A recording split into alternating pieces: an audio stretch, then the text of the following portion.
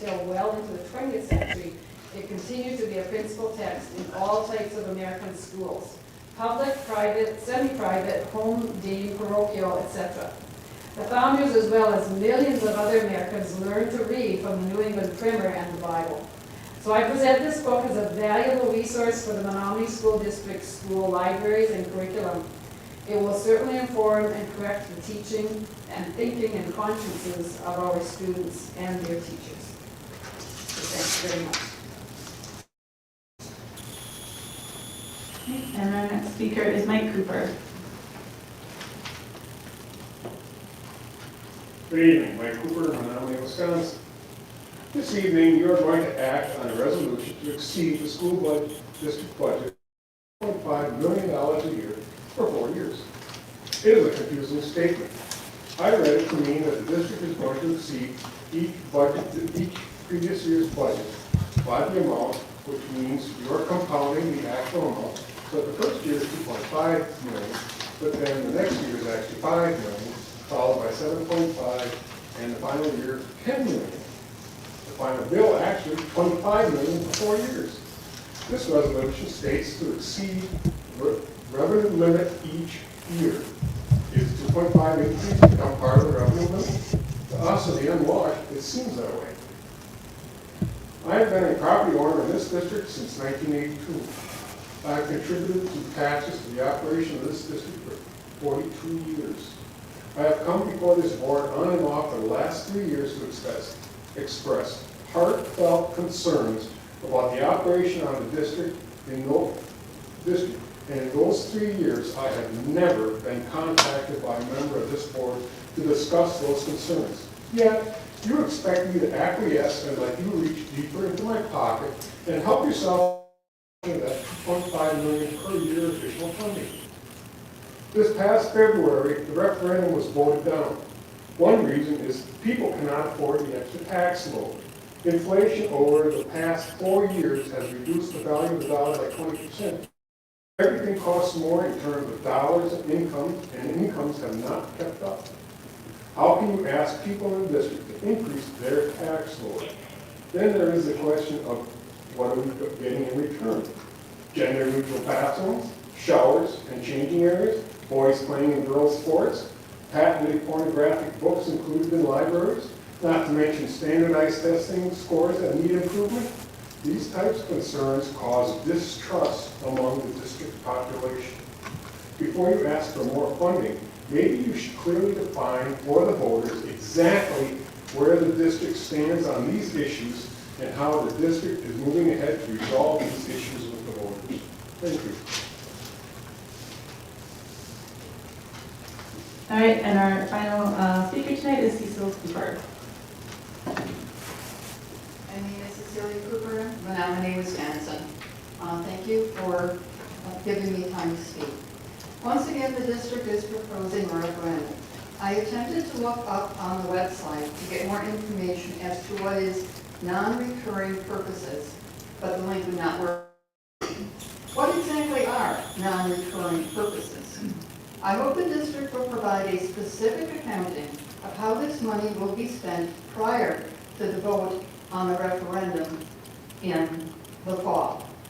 Also, I recently looked on niche.com, a website that compares schools based on state test scores. Here's what I found. River Heights, 42% proficient in math, 22% proficient in reading.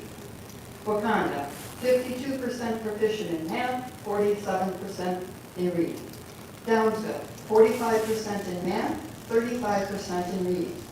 Oak Lawn, 62% in math, 52% in math, 52% in reading.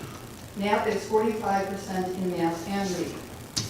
Why, as a taxpayer and a grandparent, would I support a referendum for more money with proficiency rates such as these?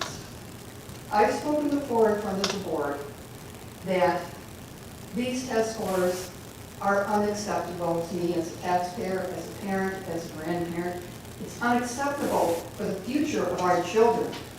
Somebody reading at a 22% proficiency is considered functionally illiterate.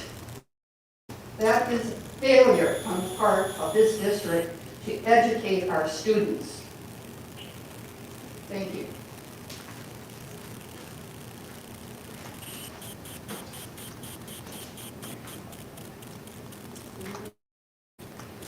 All right, next on the agenda, we have revenue and expenditure reports for the month ended July 2024. Okay, we'll take a look at the July revenue report first, if you would like to open that document. As you can see for the month for the general operations fund, there's no revenue receipted in. That's not to mean we didn't receive revenues in July, it's just the revenues we did receive are actually revenues for the prior school year for June. And so due to accounting standards, we have to book those revenues back to June. And so that's why there's a zero balance there. In our Fund 21 gift account, we received it in $11,681.70. And then special education, we have not received it in any revenues for the month of July, which is normal for July for that. And then moving on to the expenditure report you want to take a look at that report first. For the month of July, the fiscal year-to-date percentage spent, we are at 2.81 compared to 3.36 from the prior year. So expenditure spending for the month is down compared to last year at this time, but there are some one-time bill payment infrequencies that happened between this year and last year, which account for that difference in percentage. And then if we take a look at the last report, the expense by object, one of those in particular, the benefits account, you'll notice the fiscal year-to-date spend is quite a bit less than it was last year at the same time. It's $111,830.76 compared to $304,712.26. And the reason just for that is because of the health insurance claims, they lagged behind. And so last year, that amount is reflected in last year's figure, but it's not yet recorded in Skyward yet for the month of July. So it will be updated, it's just not updated in time for the report for tonight. But otherwise, overall, 2.21% for the month compared to 2.64% for the month compared to last time. And again, it's that discrepancy between timing of bills and purchases that are being recorded compared to actual. Any questions?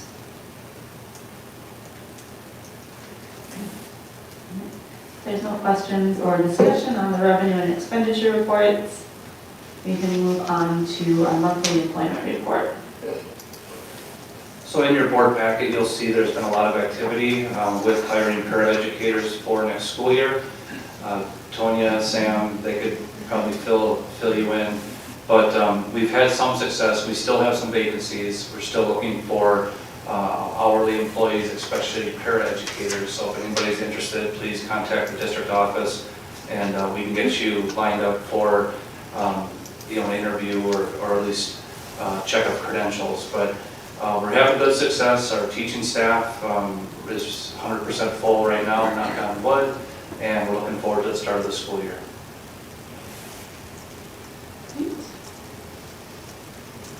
Next up, we have our consent agenda. I'll entertain a motion to approve the consent agenda. Hines moves. Second. Motion by Al. We have minutes from our regular board meeting of July 8th and our special board meeting of July 22nd. We have financial reports, general fund checks in the amount of $2,995,398 and cash receipts of $67,782. for July 2024, and no donations exceeding $1,000 in the month of July. Any questions or discussion on the consent agenda? If not, let's vote.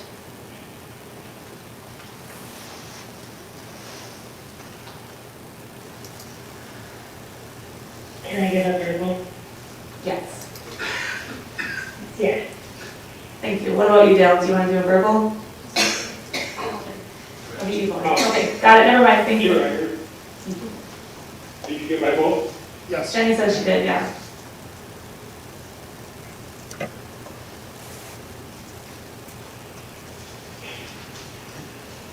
And motion passes unanimously. Next up, we have the personnel consent agenda. I'll entertain a motion to approve the personnel consent agenda.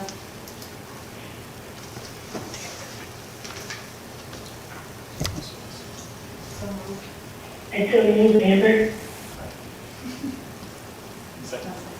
Okay, motion by Amber, second by Angela.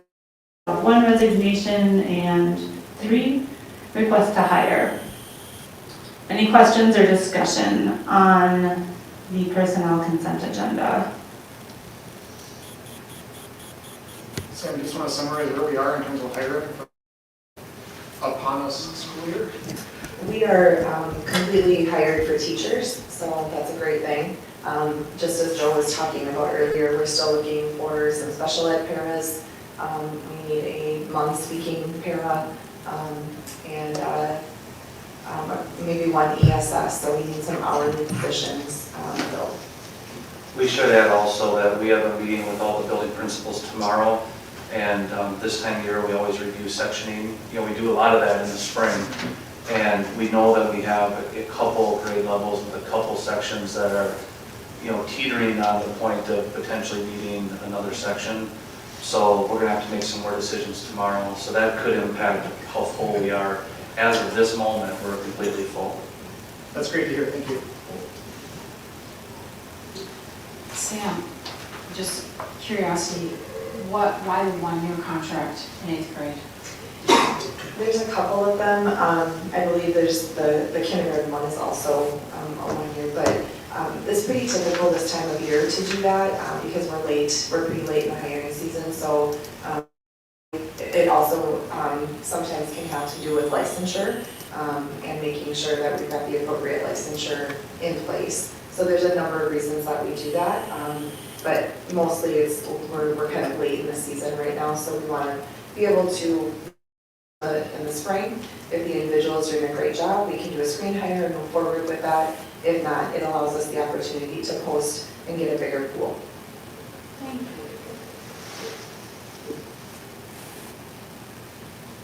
Any other questions or discussion on the personnel consent agenda? Not, let's vote. And Amber, do you want to do a voice vote again? Yes, please. Yes.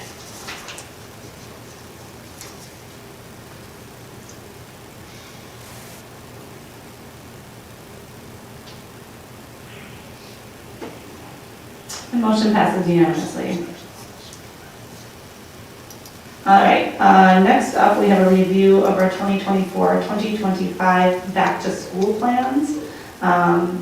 Board members, this is mostly for information, but there's a schedule of the important dates here in board docs and Dr. Davidowski's back-to-school newsletter message. Anything you want to add, or? Yes, I'd just like to say that we're getting very excited.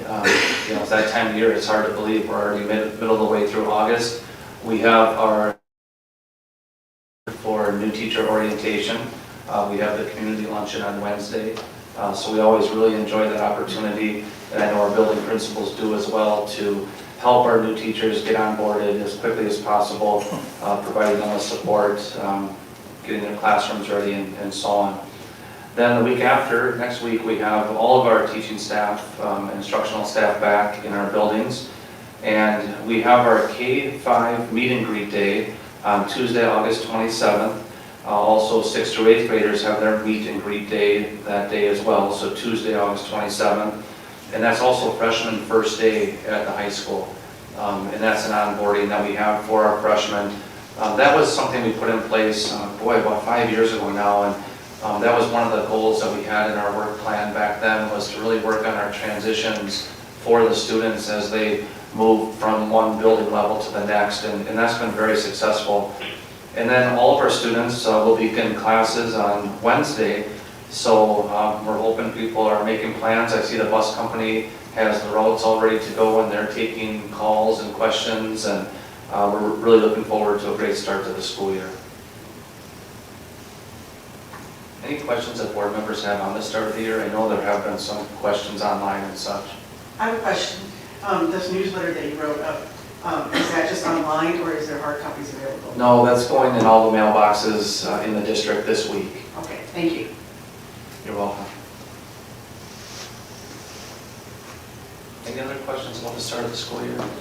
Is that all boxes or all family and employee boxes? Jenny, that goes to all residents, I believe. Okay, great, thanks.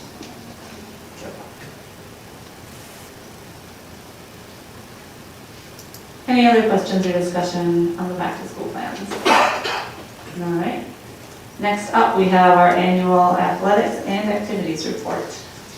So Mr. Riley, if you want to come on up here, welcome. As you all know, Matt Riley has been a teacher in the school district for, how many was it? 14 years? 14 years as a teacher and a coach in our school district, and he was recently promoted to activities director. Officially, he began his position on July 1st, but I think he's been doing activities director duties since probably the middle of May. Really working hard at getting things organized, and appreciate his work in putting together this report. And this is a little bit tricky for an activities director, putting a report together that really is a look back report. It's a look at the past year. But because Coach Riley and Mr. Riley has been in our school district, he probably understands this more than most new activities directors would. And community education director, which is I know what you're starting with. So Mr. Riley, go ahead. Thanks for the opportunity. So first I'm going to talk about the community ed field house piece. Just some goals that I have starting this position is I want to just maintain and increase our enrollment that is equal to or exceeds the previous year's enrollment. Increase awareness of our programs that we offer at the community ed and the field house. I want to increase our participation and fulfill our courses more, and then also expand course offerings that we currently have. Just some things that stick out that I want to point out is our total participants from last year was 1,335 compared to 1,252 in 2022 and 23. Our recreation classes also increased this year. In the fall we had 78 total recreation classes. In the winter we had 49. In the spring we had 51. In the summer we had 72. Those numbers are all a lot higher than what they were in the previous year. Our participation total number of daily users was a little bit down from 2022 to 23, from 2,669 to last year was 2,056. The reason for that is because our pool was shut down for a while. We had to make sure that we had those construction people in there to get it ready for the summer and the summer school. So that was the reason for that. Then our memberships were a little bit down from the previous year, which is obviously a goal of mine to make sure that we continue to get our memberships back up to where they were in the past. Is there any questions on community ed piece, field house? The number of courses expanded quite a lot. I'm curious, kind of what was it like more of the same, or is it an expansion of just in that first block at the top of page 4? Is there, and it almost doubled right in the fall, 34 more so, right? Is that more of the same, or is it like new topics, new types of courses? A lot of the same, they just offered more opportunities for those. So just to give you an idea, we have water aerobics, we have in water aquasize in the pool, and then also in the recreation department or the cardio room upstairs, we have step aerobics and conditioning, and we also have yoga and chair yoga that was offered this year.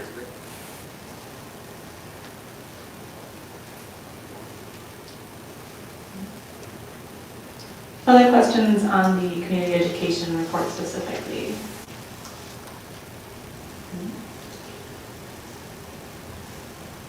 do you want to move on to, what would you like us to look at next? Yep, next I'll move to the activities report. Great. So a couple of things that I want to point out is in 23-24 we had 807 students, and most importantly, 2/3 of our students at the high school were involved in at least one activity organization at the high school, which is pretty impressive. We have a lot of great opportunities for students, and you can see that they took advantage of that. It's a huge piece of why I think we have so much success in our school district. You can see the breakdown of sports and how they finished. This is a pretty detailed report of each sport and what they finished in our conference, as well as awards, whether that's team awards and also individual awards that are in that document. Also, the new updated list of activities and organizations we have is also in that document. You can see that we have a wide variety of different athletics, clubs, performing arts and academic organizations, along as national affiliations that our students can participate in. Timeline just gives you a timeline of what happened throughout the school year, some highlights that happened throughout the school year, not just for our athletics, but our performing arts and our clubs. That you can see there's a lot of stuff going on, a lot of events going on throughout the school year, and just started last September kind of tracking that, goes all the way through the school year to point out all the different successes that we had throughout the year. Big thing is our classroom success. We always tell our students that, academics come first, and 91 students were involved in one or more activities, earned a 3.5 GPA or higher last year, which is great to see. And like I said, academics are our number one priority, and you can see from that number that we're doing well in the classroom for those people that are involved in activities and clubs in our school. We have, great athletic programs, we have great performing arts, we have a lot of activities, a lot of opportunities for students. We just want to make sure that we continue to provide those opportunities for our students, and we're pretty confident that we continue to build a successful and sustainable activities program. Any questions on anything that's in that report? I don't have a question, but I just wanted to say that the timeline of all the accomplishments is so impressive. To read through and to see month by month, all awards, championships, events, presentations, all these things, it's so great to see. We hear it, month by month, bit by bit throughout the year, but to see it all at once is just super impressive. And Martha, my assistant, did a lot of that work too, and she keeps track of all that, so thank her for doing that.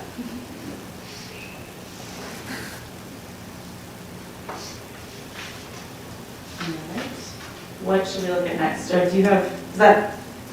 That's pretty much The it. The last Okay. document was a board Yeah, document. the other one is Exhibit 371, and this coincides with what I see. Mr. Riley did. The student, district-sponsored student activities and organizations, and you can see that it's been updated. Two of the most recent would be the fishing club and the Nordic ski club. And I know the fishing club got off to a great start. The winter weather made it a little difficult for the Nordic ski club, but just another example of how our high school does a great job. With students, gaming club is another newer one, and we just want to keep students involved. The research is very clear that students are involved are going to do better academically and I think socially as well. So thanks for all your work, Mr. Riley. We're really appreciative of it. On that last point, I just wanted to note something. So in the first paragraph of the report, there are 817 participants, which I assume is a duplicated number, right? Correct, so let's say student athletes in football and track. They're count twice. Yeah. But then on an individual level, we're looking at 2/3 of students, is that correct, are involved in something, which is... Yeah, whether a sport, club, activity. That's really great, and I appreciate that number being, can be tricky when you have so many students doing many things. That's really great to see.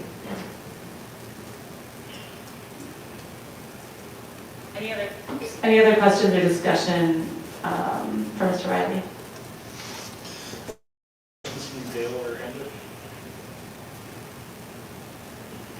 No, thank you for the report. No questions here. Always I would like to ask that everybody make sure they speak close to their microphone, please. Thank you for the reminder. All right, thank you so much. Thank you. Next on the agenda, we have our annual legal services report. So I appreciate Leah putting this together, and she can answer questions as well. But as you can see, we came in well under budget for our legal services, a little bit higher in 2023-24 from the previous year. Most of that had to do with two things. One is our technology lease, and then also the referendum work that needed to be done with the legal counsel there. We have reduced the legal budget down for the upcoming year. You can see we have a trend of being well below the budget. So that was one of the many changes that we've made in our preliminary budget for next year. Are there any questions at all? How often do we, I should know this, but how often do we renegotiate the technology lease? And I assume each time that happens, it has a legal component, is that right?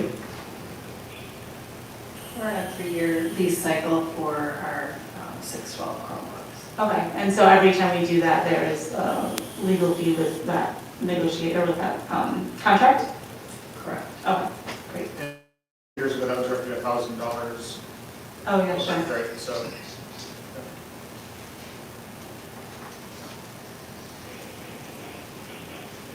Any other questions or discussion on our legal expenditures? All right. Moving on, we have a review of our updated 2024-2025 budget projections. So as the board knows, we have been working very hard to try to provide you with the most updated information possible so that you can make decisions regarding referendum, regarding preliminary budget. The board approved the preliminary budget in June, which will be brought to the annual meeting in 2 weeks. But that's just really the beginning of the work. And at the budget hearing in 2 weeks, we'll talk about how there's so many factors that are unknown yet. We won't know our enrollment until the third Friday of September. Our state aid won't be certified until October 15th. And then certainly our property valuations will be coming in as well. We try to do the best we can to provide you with information. Know that facing big budget deficits and facing the need for additional revenue, we heard loud and clear from our community and from the board that it was critical that we trim the budget in any way that we could. Now, the budget is a moving target, and I think everyone needs to understand that. We put figures into it, but until we know what the actual expenses are, it really is a planning document, and it continues to be a planning document throughout the year. For instance, we have a budget for our staffing, but as staff members are hired and as staff members sign up for the various health insurance benefits and things like that, there can be a pretty big swing in the district budget. With that being noted, there's no doubt that our budget process has been conservative over the past decade. We have been careful.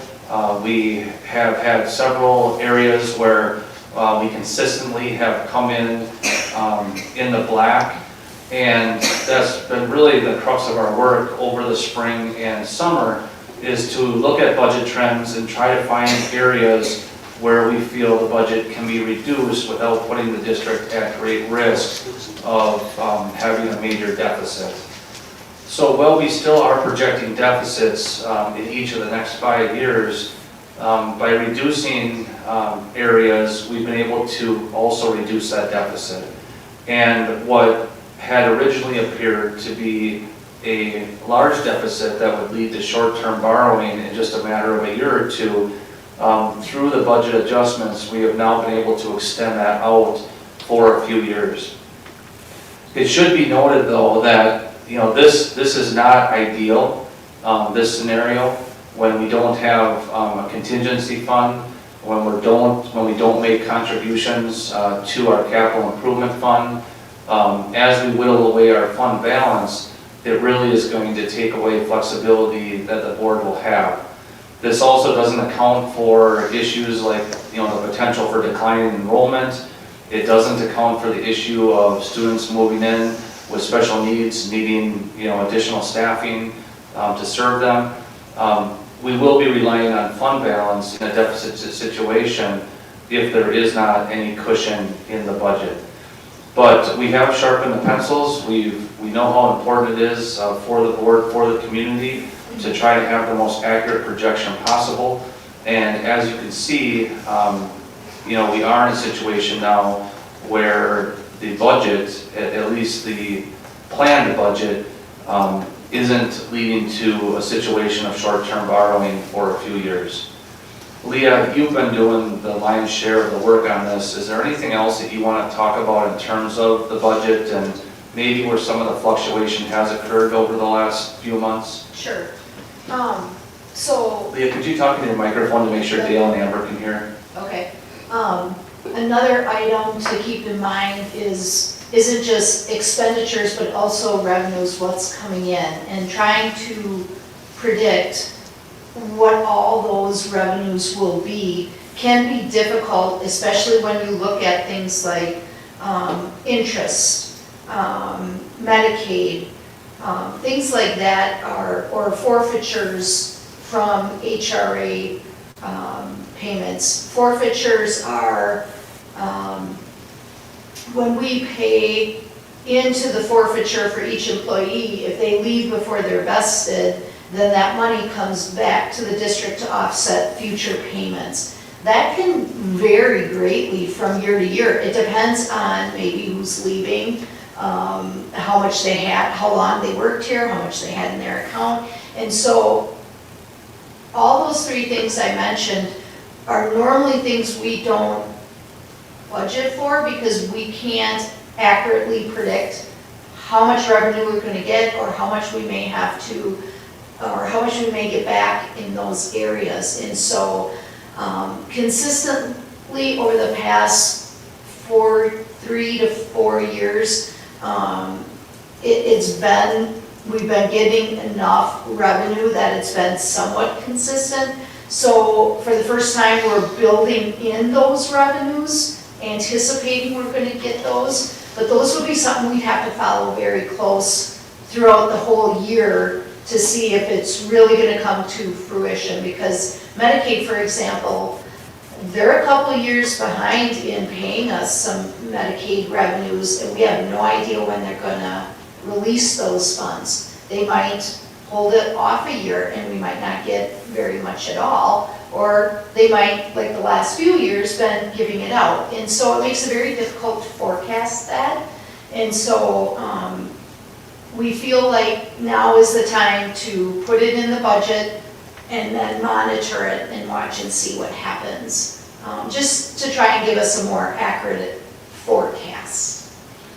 A couple other things to point out, and I'm sure the board members have comments and questions, but you all know that about $1.8 million was reduced from the preliminary budget through the level 1 budget cuts that were talked about last spring. So everyone understands that. The other reductions that we've been talking about for the last few minutes total about $1.5 million of additional budget changes to the positive.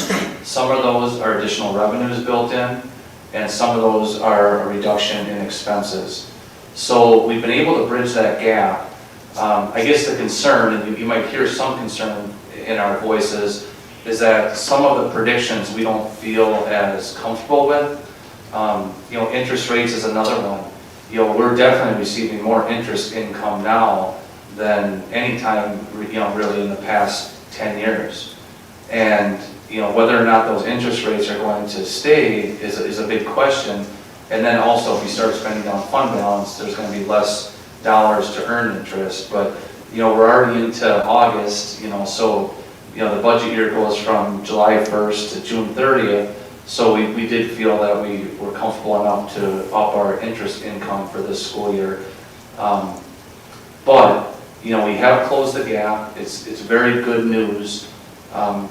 And when we start talking about referendum, when I look at these numbers, when I look at the projections, I feel very comfortable sharing with the board that I feel a referendum could be postponed for at least a year based on our current services and current programming.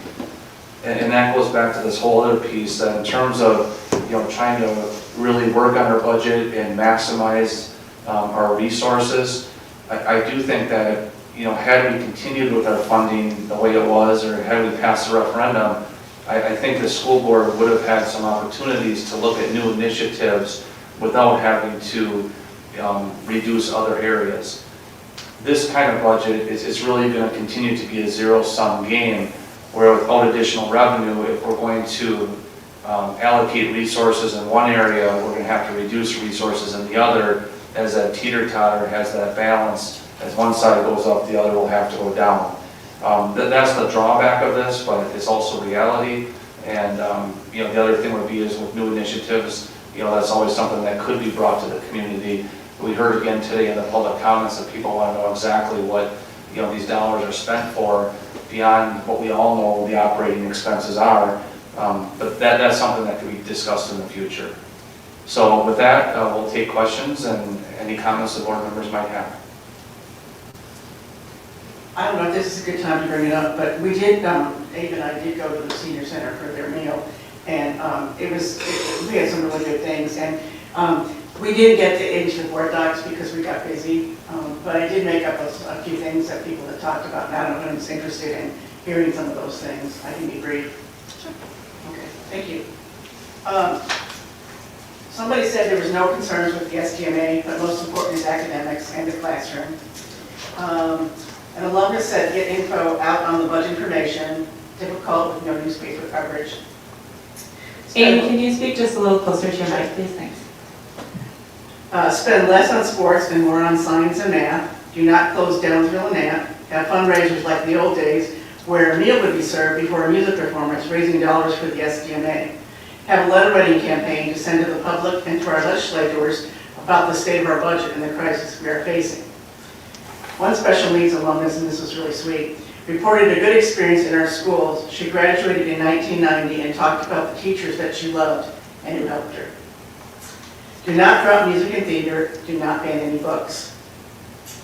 Another petitioner misses the hard copy of the summer booklet with all the offerings in our schools. Does not like it online. Are there hard copies anywhere? Abe thought maybe possibly they were some at the public library. And finally, this was something that I thought was really interesting. A longtime resident of Menomonie and a former teacher talked about when voting for the new middle school, Oak Lawn and Wakanda, it was with the intent that these schools would be expandable. So building on would provide more classroom space so class sizes could be low for sending Nap and Downfield students to the city schools. And because these are all one-floor schools, it would be good for those with mobility issues. Lessen the amount of non-disclosure statements for those who have left the district either under duress or choosing to do so.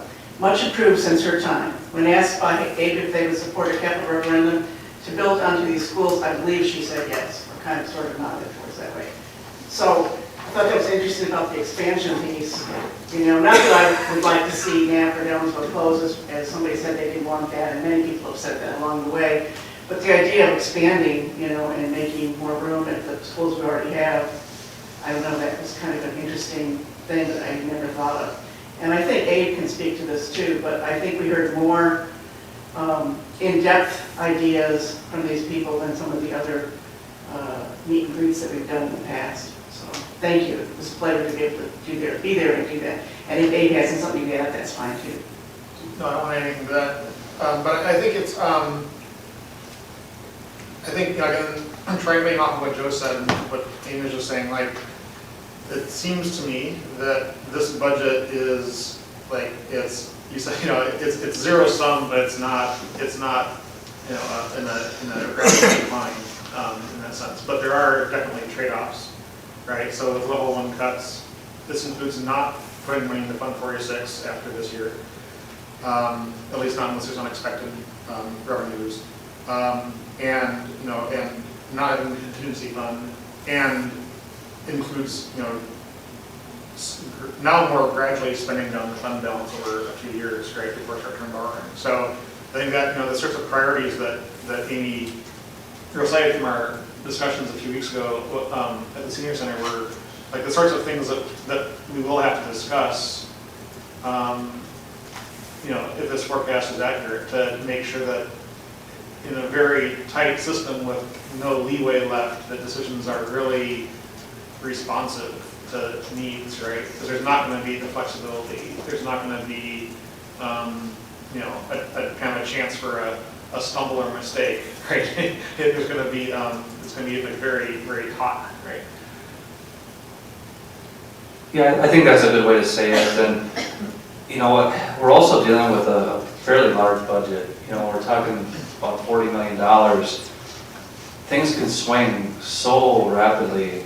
And we were very happy that the health insurance changes that were made this year were very positive in terms of the budget. We're still studying how that actually impacts, you know, our staff and you know, the benefits we provide in terms of recruiting and retaining people.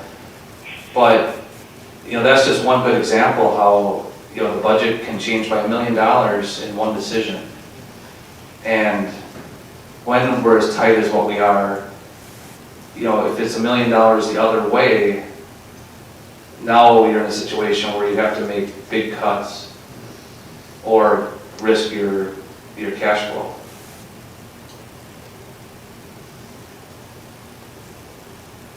Yeah, I think it's a good point that, you know, the budget changes that we're looking at now over what we first looked at in, was it April or June or whatever, as we look at this 5-year projection, right, it does feel like we have a little bit more breathing room, and in terms of thinking about a referendum, we have maybe the opportunity now to take our time and to do more community outreach and to get more input and to see what happens, you know, with the state budget. But it also just means that we are in we're doing that in a very like scraping by situation where, you know, an approved referendum would allow us to thrive, right, or to fully invest in the programs that we know are, you know, specifically what people want. And I think, as much as I'm grateful to like have some extra time to figure this all out, it does look as if you know, this budget doesn't get us out of the woods completely, and it definitely puts us in a deficit situation for the next 5 years.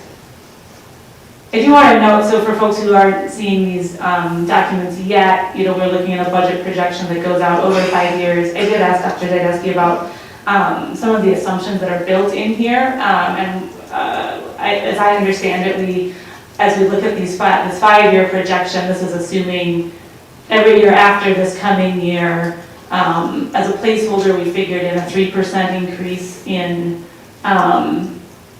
salary and wages, is that right? And a 5% increase in health insurance costs after this coming year, which I think is, you know, a good starting point. Puts us, you know, I was reassured that wasn't zero because I don't think that's realistic. And so that's good to see that even as we are accounting for increasing costs in many of our highest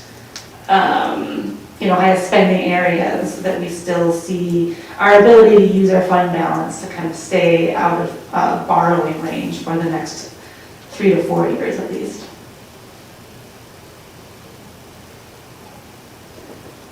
I think for the naysayers in the community, I think waiting a year is a good idea, and especially if you, Joe, and you know the rest of us can communicate to the public that, you know, this is not ideal, but it is borrowing us some time, and also showing that we have made cuts, that we are trying to be responsible with our cash flow, and you know, and that might make a big difference when we do go to referendum for them to say, oh, okay, you know, they've done everything they can, maybe, you know, we can pass a referendum, I don't know.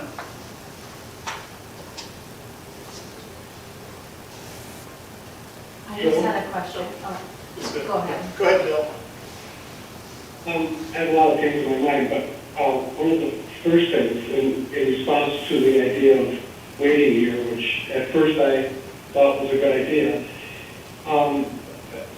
the 25 November, there is no major election.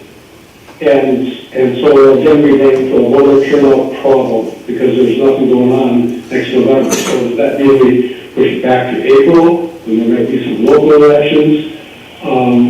Or again, are we going to run into that problem of low voter turnout? And that's a real concern of mine, because I think that's what defeated the previous referendum. So with that in mind, maybe Joe's suggestion about having increases starting real low and increasing might be something that we should really consider. It would be kind of a compromise with the public, like previously expressed, to kind of, consider their concerns. So start low and then increase. And then reform that is kind of unrelated, but related also. When the projections were made, Joe, what were made for the projections for insurance and salaries? Thanks, Dale. And, I think Rachel just tried to say that, but I know it's hard to hear. Right now, there is a 3% increase in wages and salaries built into projections. Insurance has a 3% increase built in for this coming year, which increases up to 5% after that. We think that with the changes made last year, 3% this year for insurance should be sufficient. But 5% in the future years is what we're hoping. Okay, thank you.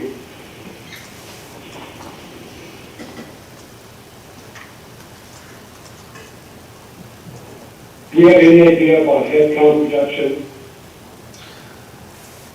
That is a concern, and I know I mentioned that, this budget does not plan in declining enrollment. It's essentially casting forward our enrollment right now. So that is something we'll have to track carefully. We have made reductions, and we continue to make reductions in our sections when class sizes allow for that. I don't think we would be able to reduce enough sections to deal with much decline in enrollment though in the future, because we've already made a number of those reductions. So I do think that is a risk for our current budget projection. Bill, I think Dominic had some comments.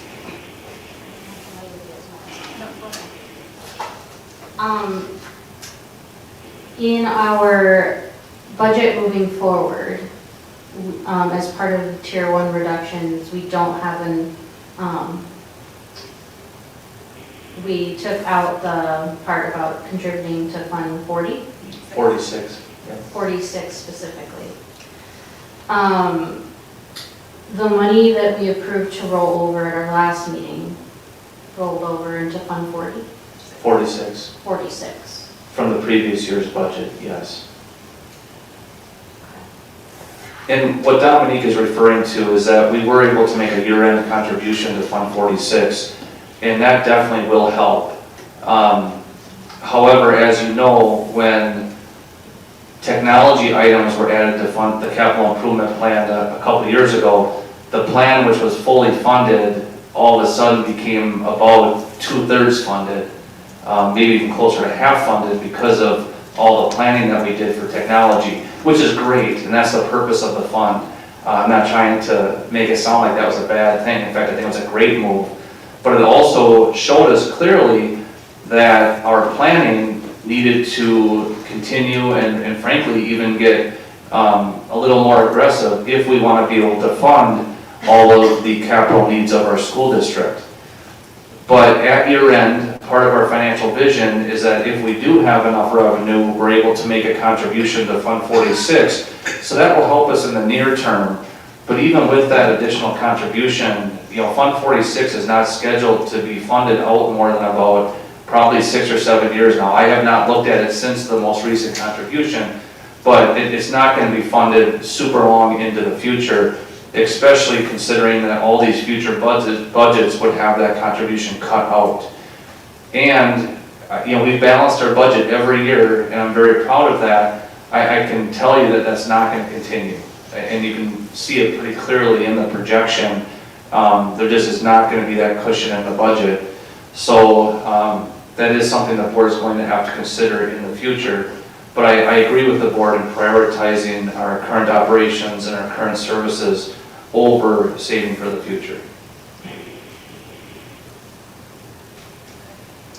Kind of a question where I'm trying to kind of, learn how to think about the budget. I think, when kind of the updated numbers came in over the last couple of weeks, it was kind of shocking to see a change that big from what was projected. Even, just like I think the last time we looked at was maybe a month and a half ago. So for me as someone trying to make sure I really understand what's going on and really am doing my due diligence as a board member, are there things I should have been looking at? I read the monthly reports and so on, that would have given me a hint that there was, potential changes of that size, or is it just that, the money hadn't come in yet, it wasn't known, and that's, you didn't know, and so it carries through to us at that point? Yeah, it really is hard to predict, especially when a school district is self-funded like we are, because we have to record all those claims, and then there's a lag when the claims come in. So claims are behind a month or two just from the insurance company alone before it hits the bank account, and then the bank account, you get your statements into the next month, so then there's a lag there too. So it's quite difficult to predict too far ahead of time. You can look at trends, but that doesn't mean you might not have a high claim in April and May. It might be very, very high. So that's what really makes it difficult. And it's always been difficult here to project that. Because if you're fully funded or fully insured, you just pay your monthly bill and you know exactly what it's going to be for the whole entire year. We don't have that luxury here.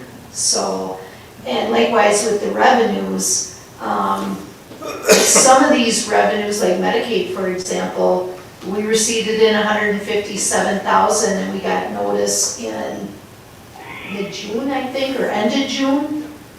It's just really difficult to. I don't know that you could foresee that. And I think it's, at the risk of sounding a little bit repetitive, I do think it's important for the board and for the public to understand that. And I think, sharing that Medicaid reimbursement of, again, $156,000 right at the end of the budget year when you have no idea it's coming. But, looking at the list, the higher interest rates, could we have predicted that maybe and done a budget adjustment in the spring? Perhaps. But again, interest rates have really changed a lot, and typically that's not an area where we would play with the budget much during the year. Another one would be the forfeitures, the HRA forfeitures that Leah already mentioned. Well, many of the staff changes don't occur until the end of the school year. And really that's when most of the forfeitures occur in, May, June, maybe even July. So there really isn't a good way to predict that, even though we have built that into the following year's budget based on trends. The liability insurance costs, well, that was just bid out this year, so until you get the bids back, until the board approves those bids, that's not available. But the biggest swing that really is the elephant in the room is the health insurance. That was $1 million swing. And Leah and I have talked about, what could we do as district administrators to do a better job, or kind of like almost like an autopsy a little bit. It's like, okay, what could have we done to see this coming better? And I think one area where we could have, if we could go back in time, after the open enrollment period and the new plan year started in January, on January 1, probably could have gone back and looked at our enrollment, because it was a significant change to our plan, and enrollment did significantly change in terms of people selecting family plans compared to single plans, compared to not even being on the insurance. But that's something that happens like once every, 10 years. So could we have done that? Yes. It's not typically something where you'd see a big swing in that area. But I think in future years, that's something we'll build into our planning process, is that when we get to January 1st, we can compare the enrollments for health insurance, and that might give us a little bit more of an indicator as we're finishing the budget year if there's going to be a swing in that area. It's not going to be perfect because the claims are the claims, but in terms of the enrollment piece, that's something that I plan to do moving forward. We also have to keep in mind our retirees on our health insurance plan. Amy, you might recall, we had in years past made additional contributions to our OPEB trust, our health insurance trust in Fund 73. And so, as you know, we've become fully funded for that.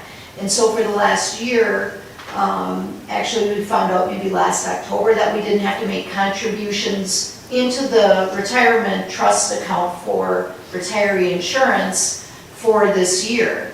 And that's being projected out for next year as well, but that could change based on our OPEB study that we will get. I anticipate getting that sometime in September, maybe early October. So we'll have to take a look at that. If we're no longer fully funded, we may have to start making contributions to the health insurance trust for our retirees, which would increase some of our retirement benefit costs. So everything is kind of in flux. I guess, in some sense, the biggest question for me is, so it looks like there's, 6 items that all kind of broke in our favor in the same couple of weeks, right? And how many of those could have gone the other way, right? There was kind of luck that all the coins flipped the same way versus some of them flipping the other way. So I was kind of curious if you think, it sounds like the health insurance, that's, we don't expect to change health insurance dramatically in the near future, hopefully, but some of these other things like Medicaid might be all over the place, or? It might be. But with that being said, Abe, I think the reason why they all flipped in our favor is that we were conservatively budgeting. And we've adjusted the budget now, which poses some risk, because if they all flipped in the opposite direction, it's going to hurt worse, without any kind of cushion built in there. Typically, there was a little bit of cushion in the expenses, and then the revenues, they certainly weren't estimated high. We were conservative with the revenues. Well, we've been trying to get as close as possible, but that also runs the risk then of some fluctuation with how we come out. But, I appreciate that the board has been very supportive of that. I don't feel like there's been any mandate to try to end in the black next year, and certainly everyone wants to maximize the use of our resources and, do everything we can to be efficient. At the same time, I feel like the board understands that because of how we've now built this preliminary budget, that it's very possible, in fact, it's quite likely that we will end up in the red at the end of next school year.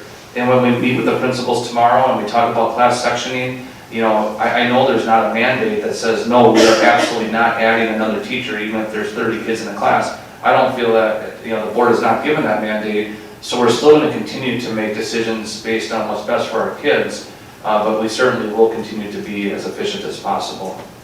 I guess just one more comment on that thread. That, there is, in some sense, there is a cushion, and that's that thanks to years of budgeting very carefully, there is a pretty substantial fund balance. And so the fact that there's a deficit and there's still a little bit of fund balance, there's still a little bit of fund balance for a few years, and that fund balance still allows, some variation of, a couple $100,000 is breaking the wrong way, for example, that is a pretty significant cushion. So I don't want to accidentally give the impression that like the bottom of the car, the buffer is dragging on the ground, right? we're still off the ground a little bit. Abe, that's a really good point. We're talking about two different things. We're talking about the annual budget, which is, basically, as tight as I feel comfortable making it. But then we also have the overall financial picture, which overall is still very, very good. We have a very healthy fund balance. We have our retirement benefits funded It may fluctuate a little bit, but generally they're funded. We have a capital improvement fund that is well funded and well planned out. So, we have a lot to be proud of financially. I'm concerned that our ability to maintain that financial stability is becoming at risk, but I think we all agree that's not happening tomorrow. And that's really good news, because 6 months ago it felt like it was coming quick and it was going to hit us in the face, and we were maybe a year or maybe 2 away from being in a real bad situation. Now with how we've been able to modify the budget, I feel pretty good about the next few years. And the other big change, or the big unpredictable piece, is the state budget. And we will know a lot more at this time next year in terms of whether or not this is feasible for a while, or if we're not funded where we need to be, and now some other choices. And it could break the other way. We've heard a lot of things about more special ed funding, some other things happening in Madison that might impact. Maybe we are going to be stable for a while. So, and that's why I feel pretty comfortable, and I appreciate what Dale said about, it really would be neat to have a little bit more flexibility and for the board to be able to look at some initiatives that could be funded. And that's, we're starting a small referendum would be nice. Me personally, I think we would want to do more strategic planning, and I think we would want to continue to get input from the community and really identify those initiatives before we ask. Because I don't feel like we're in survival mode right now.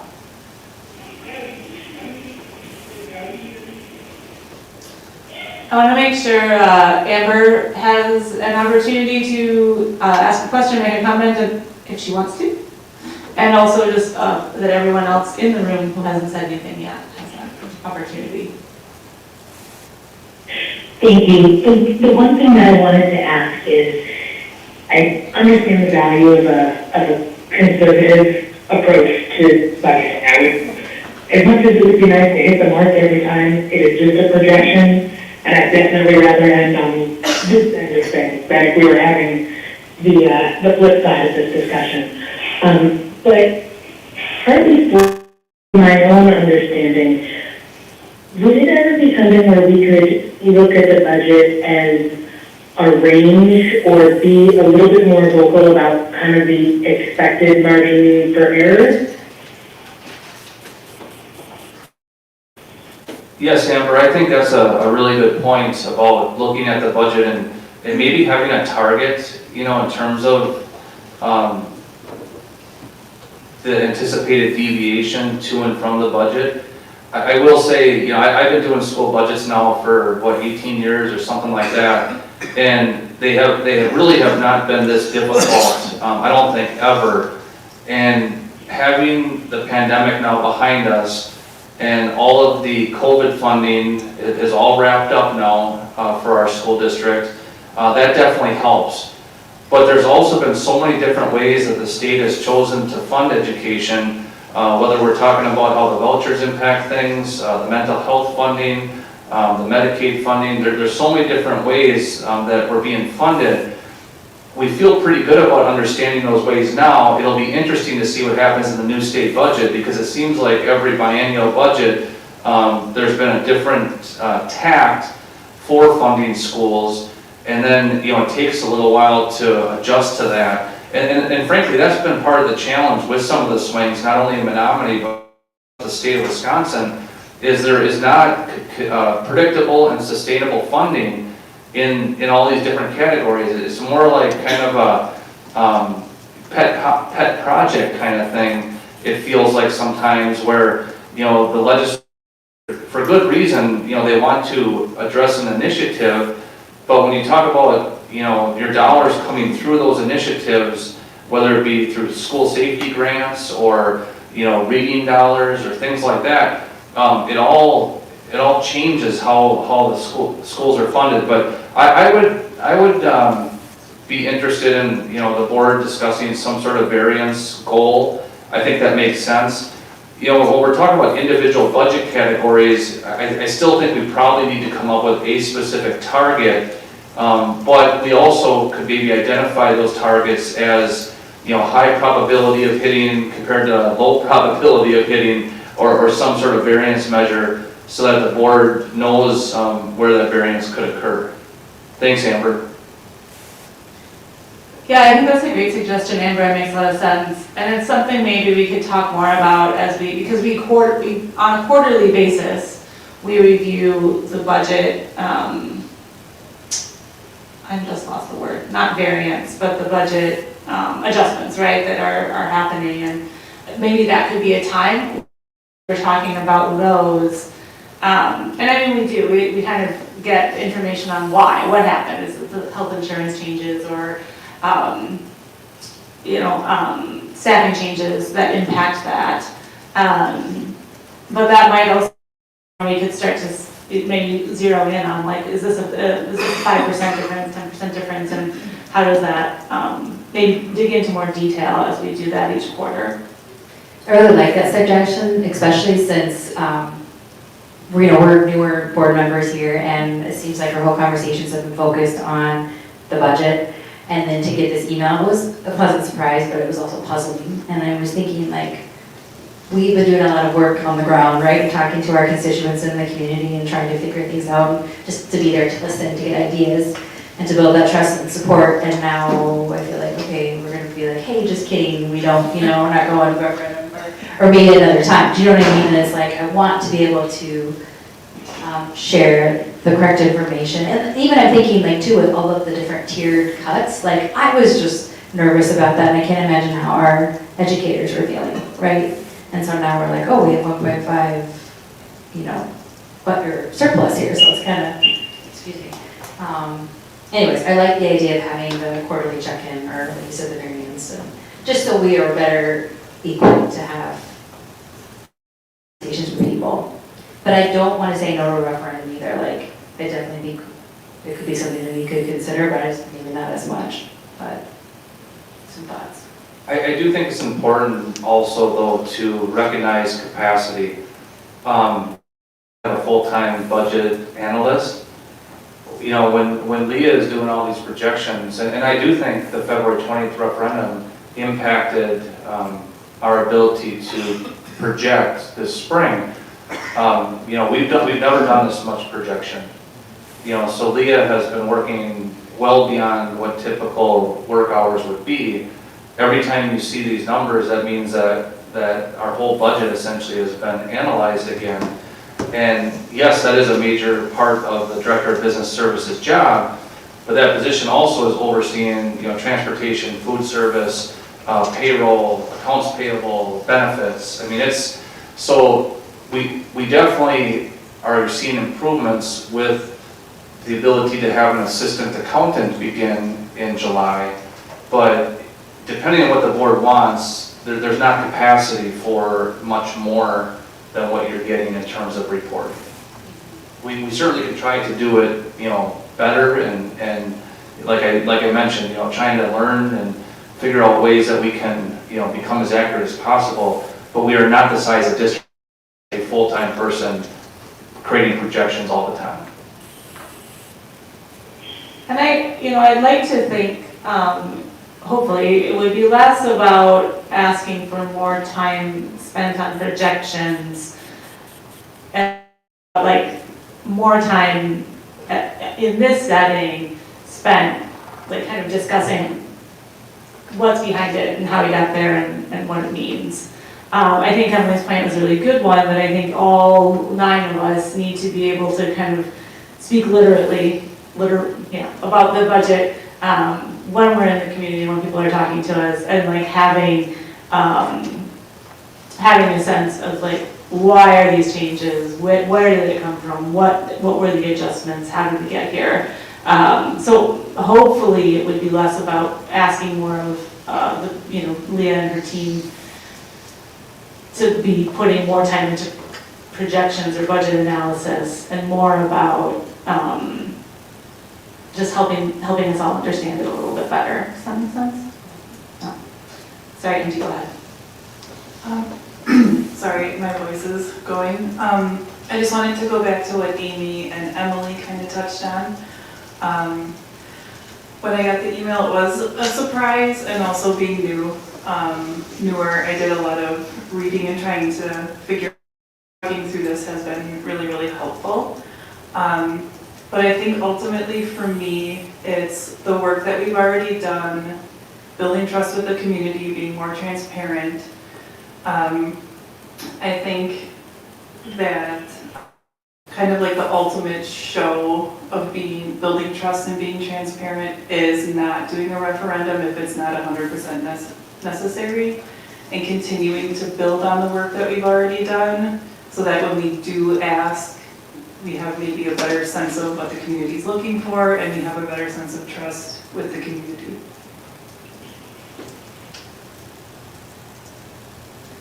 I think that's a really good point, and I think there's maybe we should clarify, like, there's a question of like, are we talking about a referendum for the coming school year, versus are we talking about a referendum at any point during this 5-year projection, right? And I think what we're talking about right now is that, as Joe's mentioned, like, yes, we will probably end our coming school year in the red a little bit.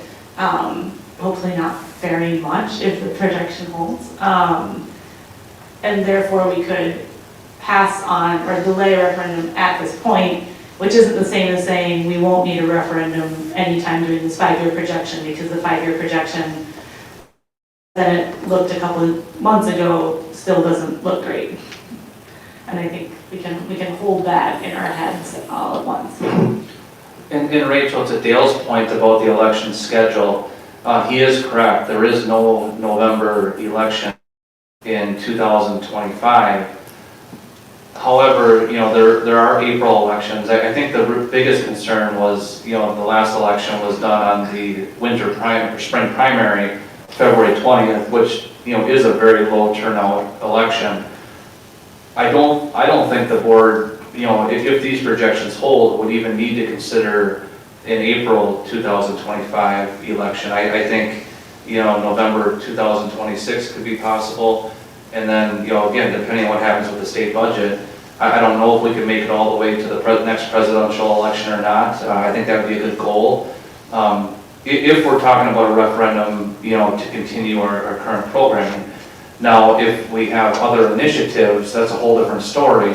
And that's where strategic planning and community conversations and the work of the board comes into play. But that's something we're not talking about. I view this referendum, the one we did in February, I think, was talking about thriving and new initiatives and dealing with our budget crisis. Whereas I think what we were talking about with the referendum that's on the agenda tonight was really more survival mode. What do we need to actually survive? And I think with these, I think, we can probably get by without it at this time. So I think I've got lots of thoughts about the kind of timeline question, but I'll hold those till we're in that 5A, 5B. I think the one thing I want to ask about in perspective of Amber, about having like a variation range, to me it sounded like, in your mind, Joe, one of the biggest variables is what enrollment looks like next year.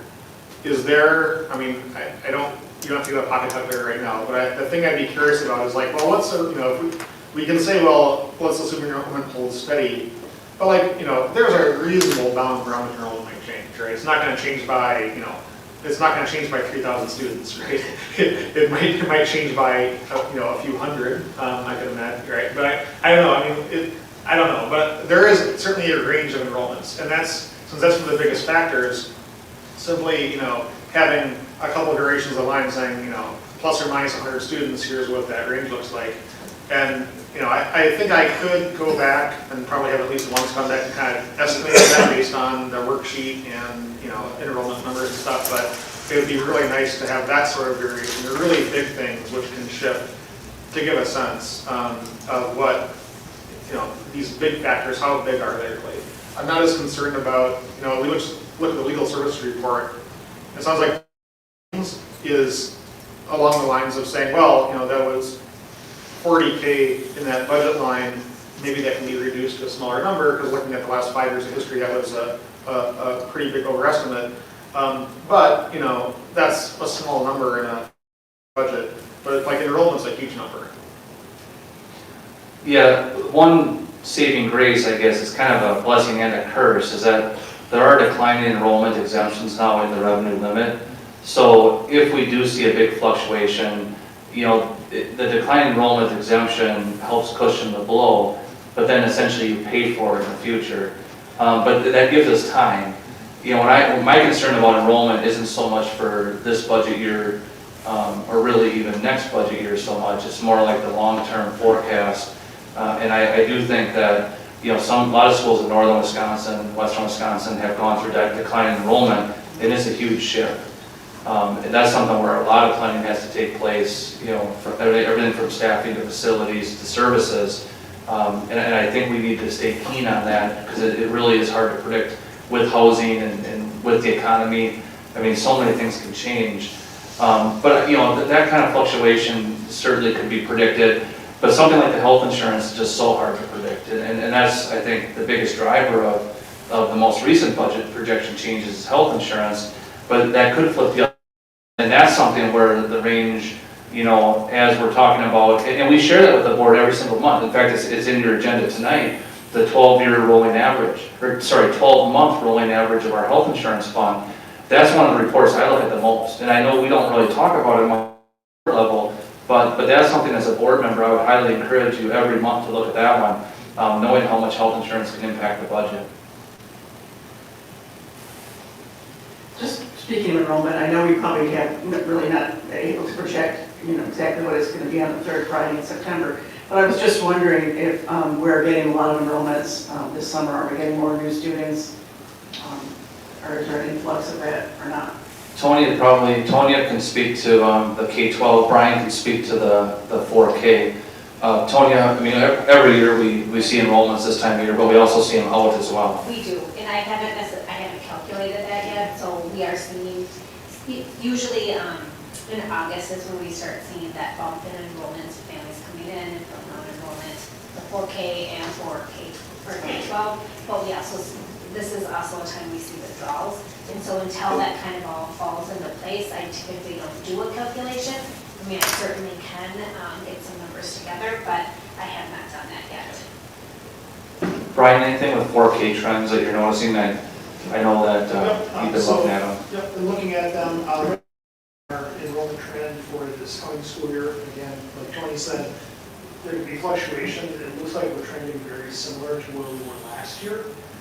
So we're just shy of 200 students, plus or minus 10 or 11, which, over time becomes a large number. I don't think you need to do a calculation, either of you. I was just curious, if you saw an influx, but like I said, we really won't know until third Friday. But I was just wondering if there was a way we could tell. But if not, that's okay. But in our planning, we're also looking at, Summit Academy opening, and we know there are going to be some students that previously received services here in the school district that are going to be Summit Academy with, different programs. So, but then that also is impacting our other private schools, and we're trying to figure out, is it more of a shift from one private school to a different one, or, how many of them are going to be public school students, going private. So, a lot of moving pieces.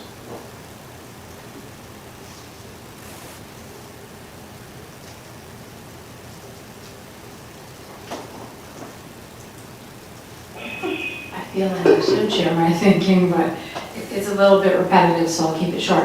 I felt the same way when I saw this. First I was celebrating, and I was like, oh, no, it buys us some time. Like, we're not off the hook.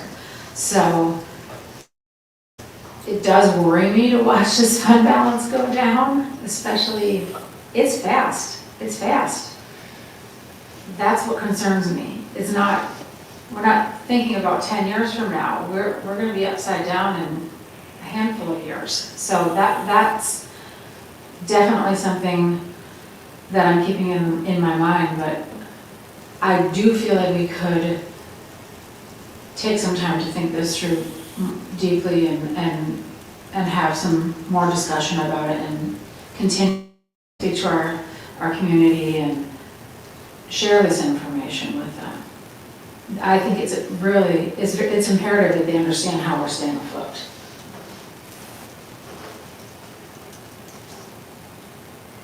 Just one final thought on that, and I promise I'll stop. That comment, and I think what Joe Amy just said a moment ago, the idea that actually strategic planning, like part of that is thinking, what are our priorities for the next 5 to 10 years as a community? And that informs where, if we have to keep the budget tight, or if we decide to go to a referendum, that really informs what the goals are. And if there's changing enrollment, well, what are the priorities in that situation, right? Is it because of our community and there's lots of new ideas coming in and lots of new communities we haven't had before? Or is it the community is shrinking and we have to think about what do we really value and how do we preserve it in a shrinking budget? I think that's exactly the sort of situation where, because we have a little bit of time, there can be really vibrant discussions about those things in an organized way, hopefully. So we actually have more than just a cut list, but really a kind of a for what different types of options are. That's a really good point. Thank you for bringing that up. Any final discussion or questions regarding our updated budget projections? And if not, shall we move on to a review of district goals and major activities for 2024-25? This segues in nicely. Board members, this document was updated today, so just make sure you're have refreshed it with the most recent changes. So this, I think this is the third or fourth time that this has been on the agenda, but this is the first time that the board has seen the goals and activities since after the leadership team retreat. The board gave some very good input that was very helpful with developing the recommended work plan, but it's not done. This is a working copy, and certainly we would like any additional feedback and input that the board has, because ultimately this is a work plan that the board should approve, whether it be in 2 weeks or even if it had to go into September. Really, typically how something like this works is that the board is going to set the targets, and then you'll turn it over to the administrative team, our teachers and our staff, to figure out how to reach those targets and then to reach them. But I do appreciate the communication that I've had from board members. We still have this under the pillars of our strategic plan. Everything from college, career, and life-ready graduates to student social and emotional wellness, our talented workforce, parent and community partnerships, and facilities and operations.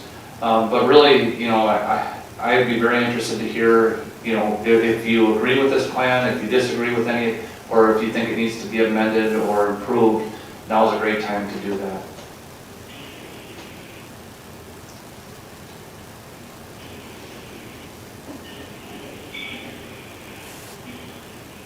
I just want to note, based on Abe's comment in our last discussion item, our first bullet point on for parent and community partnerships is to determine a process for developing a strategic plan in kind of calendar year 2025, and I think that will, I think that's very timely, and I think having that kind of on our radar is a really good way to think about our budget planning as we go forward. Does the second bullet under pillar 1, is that June 30th, 2025 for the science and music theater education? Yes, thank you. Thought we got all those.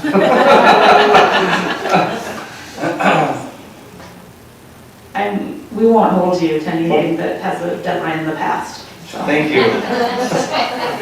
Sorry, Dale, go ahead. There's one down in pillar 3 the same way. Got it, thank you. I'll tell you, working on these budget projections and going through 3 budget years has my mind all messed up. I'm sorry, I It actually is think 2024 right now, that right? should have been, that wasn't wrong. Oh, it wasn't wrong, okay. See, Sorry, there we Dale, go. that is the for the health insurance changes. That's on a calendar year as opposed to the school year, which I think they should let us put it on the school year, in my opinion.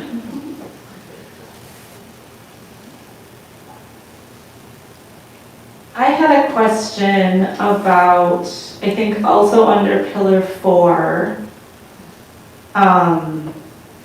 you have, I think the 4th bullet point is develop a plan for improving communications with parents and community partners and share with the board. And I'm curious, I mean, I think that plays in really closely with the outreach work that the board has been doing and will probably continue to do. And I wondered if you and the lead team had a vision for how that plan would be developed before it's shared with the board. Like, who would be developing that plan? Does that make sense? Yes, I mean, almost with all of these, there's collaboration that takes place, you know, at the building level, you know, with our different committees and, well, through the leadership team. I would say this is more from a district standpoint, not that the board and the work of the board couldn't be included in that plan. I would certainly want to defer to the board in terms of what the board's commitment would be to that. But generally it would be, you know, a lot of that would probably be done administratively with, you know, input and feedback from staff along the way. On that particular bullet point, I actually, just as the meeting started, I got a text message from asking, wanted to check in how we might explore relationship between local Menomonie schools in terms of sharing school news to district residents. And I know that also Dunn County is also very interested in this question. So I'm hoping that that bullet will involve kind of reaching out to, you know, new and emerging news sources that are trying to rebuild some news in the area.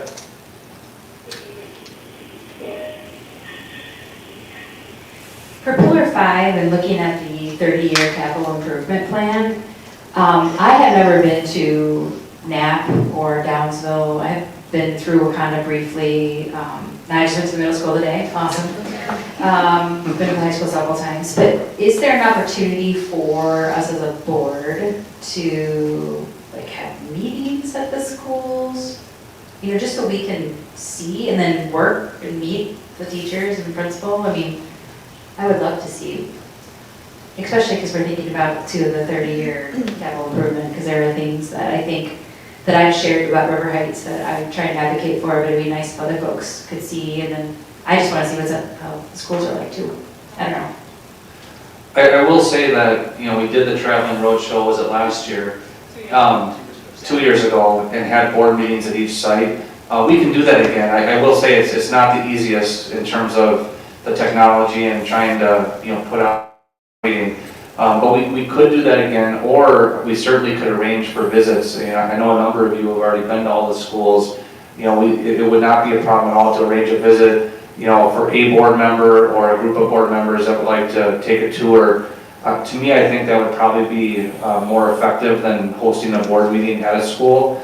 Not that there's anything wrong with that, but if you really want to get what that school is like, I think that could be a way to do it. Whatever the board wants, though. Yeah, I was going to say, I felt like when we did the, as you called it, the traveling roadshow, I thought it was a great experience, but I also thought that one of the best parts of it was the opportunity to get the tour before the meeting from that building principal. And so having that set up, and I would actually love it if that could be maybe made open to all current board members, whoever wants to come. I mean, even though I've seen all the buildings, I might like to tag along on some of them again, because it is a really good opportunity. So knowing that is, sorry, extra work for the principals, but we want to see your buildings, we want to hear from you, so it's good. Hopefully it's also a good thing. That reminds me that this past spring at a parent-teacher conference, one of the teachers stopped me in the hall and said, hey, you know, board members used to come to the schools all the time before COVID. There'd be, you know, come and visit the schools and you know, either do an event or go on a tour with the principal. And, you know, start doing that again because COVID kind of stopped that, and then we didn't get back into the habit. So I had a teacher asking me if we could start doing that again, just so we can kind of see how the buildings operate. And again, that is a burden for the principals, so we don't want to overdo it. I saw Johnny's face when we were talking about the traveling coach shows. Because I don't want to burden the staff. I would be happy to schedule tours if that's okay. I think that's a great idea. I'll also just say, for anybody who's listening to this meeting eventually, like, I know there have been a number of teachers and staff who make a point of inviting board members when they have special events, like the National Parks Night, the Ranger Night at Wakanda, or reading opportunities at NAP. And I have been to fewer of them than I would like to, but I really appreciate getting those invitations. So keep them coming, anybody who's listening.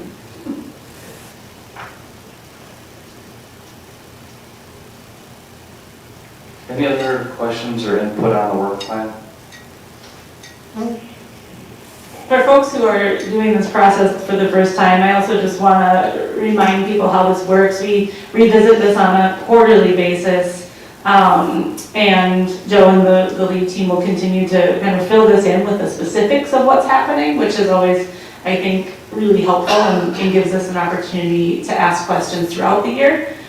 We don't just come back and see this again in June. So this really is a living document, and I appreciate that.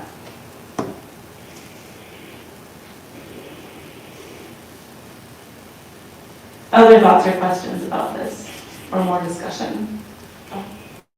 Questions that I had about this is, let me see which bullet this is under. I'm looking at pillar 5 right now, the new Title IX regulations. So when something like that happens, and like in literacy with Act 20, is there funding that comes with that if we have to train all the employees? Okay, so just you're required to do this, but you don't get any funding to help you do it. I think it depends on the situation, but generally, no. You're laughing with me, right? Michelle, you're so funny. It's important, right? It is important to note, yes, many of the mandates that come forward are unfunded mandates. I have a question on the first bullet point in pillar 2. I know that a lot of work has been done in this area already, so I'm curious what the expansion looks like. So what I'm referring to is our goal of having every student in the SDMA being able to identify an adult with whom they trust. At the building levels, we have kind of got into a rhythm a little bit on what is effective and what is not. We do think that there is some additional work that could be done with, individual meetings with students, continuing to involve our student services staff, our school counselors, our social workers, etc. I do think that we're looking at modifying how we've done this the last couple of years. It's worked out pretty well at the elementary levels in terms of having classroom teachers really knowing their students and then having that communication back and forth. At the high school level, we have found that surveying the kids has not been very effective. And typically what you see in the larger schools, like the middle school or high school, you see it more from the staff relationship mapping exercise. So it is fairly general for that reason, to be able to provide the buildings with the autonomy to do this in the way that they think will be most effective and most useful for the time and energy spent. But I agree, it is somewhat general, but I think continuing to have a goal in that area is important. I don't know if that answered your question, Dominique. I don't have a specific directive prepared to give to each principal, I guess would be the answer. I would want our teachers and our principals to determine what that means. I certainly didn't mean to imply that it was like, it was wrong, but I was curious what ideas the expansion might look like, so yeah. Well, I think it's vague, but purposefully. Okay.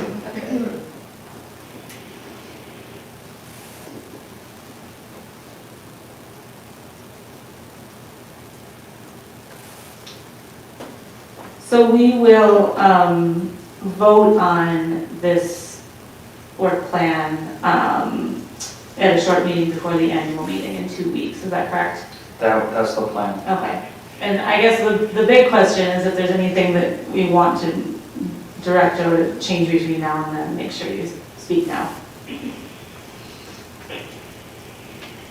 Overall, I'm really pleased. I mean, again, we talk every year about the enormous amount of work that's reflected in this document. We know that that's not nothing, and I really appreciate how broad and how deep it is.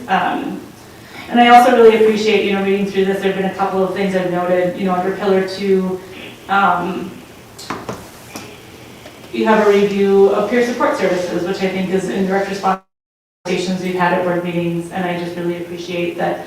To me, I see this list really reflecting the things that the board has been paying attention to over the year, in addition to all of the things that you all are seeing in your day-to-day work. So I appreciate that. Thank you. One more thought. Under Pillar 3, I saw what jumped off the page for me was the paraeducators and more robust onboarding. And I just felt like that was very responsive to what our staff is asking for. In that way, I felt the same way about this whole list, but that's one of the ones that jumped out at me. Thanks for noting that. Any questions from the owner, Amber? No, thank you. No, thank you. Thanks for checking. All right, if not, we'll move on to a review of the annual meeting agenda. This meeting is set for 2 weeks from tonight, August 26th at 6 p.m. in the tiered lecture hall at the high school. Again, it seems likely that there will be, or there will definitely be, a short board meeting prior to that. So TBD exactly what time board members should plan to be there, but questions on the agenda itself for the annual meeting. And board members, you've seen this several times. It's just really trying to get in front of you one more time and also to share with the public. Certainly all district electors are invited and encouraged to attend the budget hearing and annual meeting Monday, August 26th at 6 p.m. in the high school. But board members, do you have any questions at all about the process or the agenda or anything? Do I do number 6? As the Yes. treasurer? I do, okay. No. I was like, do I have to report something? I'm happy to do it, but you gotta tell me what I gotta say. The board can kind of determine that there's a treasurer's report in the annual report, and you and I could connect on that beforehand if you like. Eve, I think you did it before, didn't you? Or am I thinking wrong in that? Carl? Okay, Carl, that's right. But no, everything is prepared and, yes. Can you remind me what number 12 means in terms of like the powers vesting? Yeah, especially around the pandemic, there were different things happening across the state, and the School Board Association helped provide guidance for schools that really wanted to make it clear what the powers and duties of the annual meeting are. That's just one example, but someone can come to the annual meeting and within the scope of regulations, make a motion or even, make a suggestion for the school district. But there are limitations to what the annual meeting controls. For instance, the school district budget is set by the school board in October. It used to be that the community could come in and vote up or down on the budget before revenue limits were put in place. So you could click on it if you wanted to read the specifics. Typically, that's not an item that would come up, but with what we've seen with a variety of things like book bans and all sorts of things like that, some school districts have had issues at their annual meeting under this item.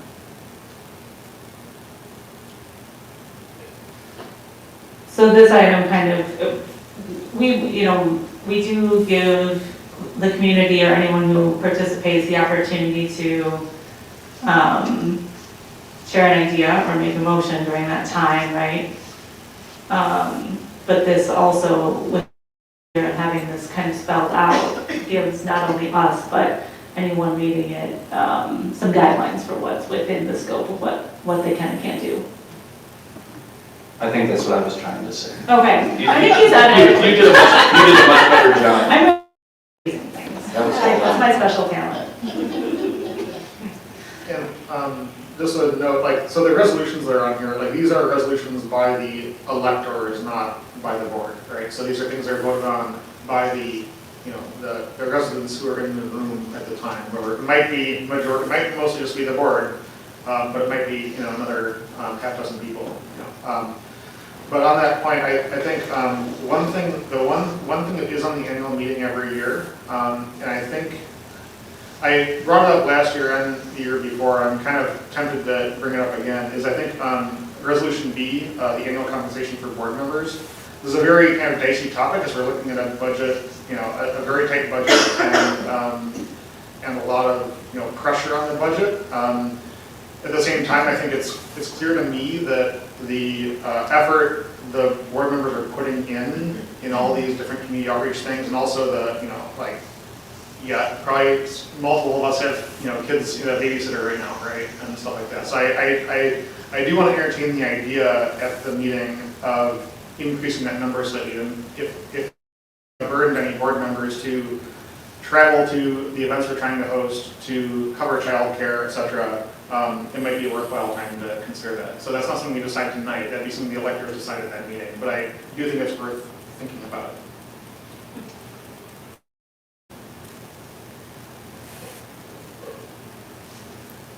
Thanks for sharing that. Any additional discussion or questions about the annual meeting agenda? And again, this has already been voted on and set. It's more that we're reviewing it right now. And if not, we can move on to items related to our next meeting dates, board committees, and reports. As was mentioned earlier, new teacher orientation starts tomorrow with the new teacher luncheon on Wednesday at 11:30 at the high school. Next week, we have professional development for all staff and the all-staff breakfast and in-service kind of kickoff is August 21st at 7:30 a.m. at the high school. All board members are invited to be present for that. Annual meeting, as we just discussed, 6 p.m. 2 weeks from today at the high school, with a board meeting prior to that. As was mentioned earlier, our meet and greet day at various schools is August 27th and August 28th. Any questions or discussion on the upcoming events? For the, oh, sorry, go ahead. So it hasn't been determined yet what time the board meeting will be that night? I was just going to say, I think 5 o'clock, Rachel, would probably be sufficient plan for 5 o'clock. Anything else is on the agenda other than the district work plan. Perhaps we'll bump it to 5:15, but I think planning for 5 o'clock on the 26th would be prudent at this point. All right, sounds good. And we may potentially be approving higher, that is relevant, but, okay. All right, so we now have our action agenda items here at the end of the night. We have two action agenda items related to a potential referendum resolution, and we discussed this at length during the budget discussion. I mean, it sounds to me as if this board is leaning toward not taking, approving a resolution to put a referendum on the ballot for November. Does anyone have any response to that, I guess?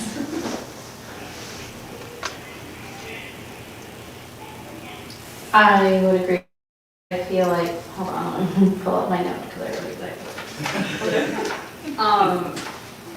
Even though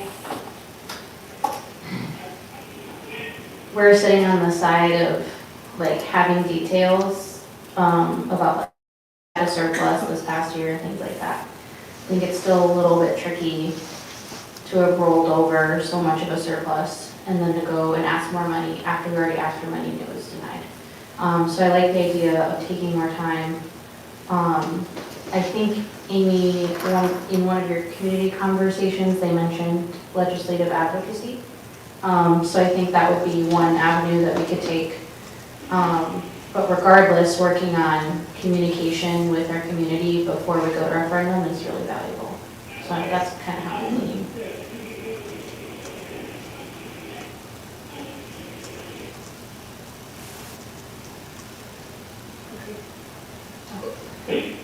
So if that's the case, then there's no need to take action on any of these items. Were you gonna say something? Yeah, just make sure no one wants to make a motion. Sure.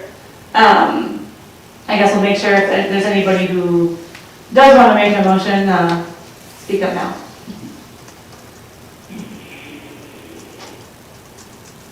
All right. I really appreciate we've been able to discuss this pretty openly. I think our discussion around the budget projections earlier tonight was really robust, and I think that everybody at this table and on the phone is taking this very seriously and considering it very deeply.